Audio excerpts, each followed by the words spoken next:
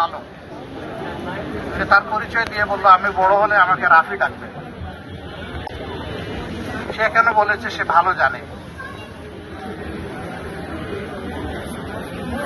এই ছোট্ট ছেলেটি তার বোনের আদর পেত, কিন্তু সে তো মাহরুম হয়ে গেল।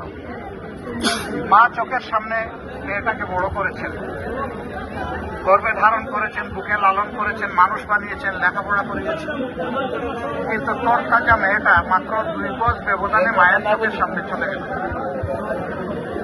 মাথায় গুলিবিদ্ধ হয়ে হায়ানারা তার জীবনটা নিয়ে নিল। মহান আল্লাহ তাআলার দরবারে দোয়া করি, আল্লাহ এই তরতাজা মেয়েটাকে যেন শহীদ হিসাবে কবুল করে। মহান রব যেন তাকে জান্নাতের পাখি হিসাবে নিজেই লালন পালন করেন।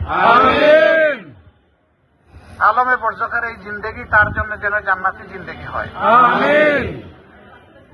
ইয়াউমাল কিয়ামায় যখন মাবুদের সামনে আমরা সবাই দাঁড়াবো ভীত সন্ত্রস্ত অবস্থায়, শহীদরা তখন দাঁড়াবে হাসি মুখে। সেই সময় সে যেন তার মা বাবা ভাই বোন আপনজন প্রিয়জনের জন্য আল্লাহর দরবারে সুপারিশ করার সুযোগ পায়। হে আল্লাহ, তারাই তো বুকে গর্বে উদরে আমাকে বড় করেছেন, লালন পালন করেছেন। তোমার মায়ার জান্নাতে আমার সাথে তাদেরকেও দাও।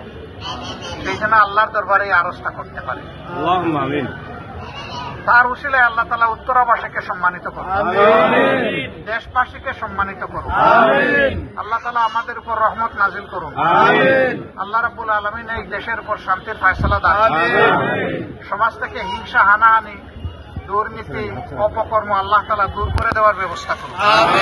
আমরা যেন প্রত্যেকে এই সমাজের পাহারাদার হতে পারি মানুষের 3টা জিনিসের, তার সম্মান, তার জীবন এবং তার সম্পদ। এই 3টারই যেন আমরা পাহারাদারি করতে পারি।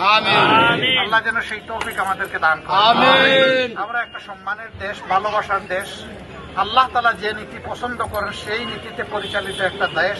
আল্লাহ তাআলার কাছে আরজ করছি, আল্লাহ যেন আমাদের আরজ কবুল করেন। আপনারা কষ্ট করে সবাই এসেছেন এখানে, আমি সবার প্রতি কৃতজ্ঞতা জানাচ্ছি, ধন্যবাদ জানাচ্ছি।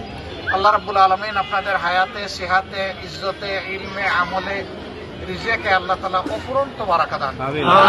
আসসালামু আলাইকুম ওয়া রাহমাতুল্লাহি ওয়া বারাকাতুহু।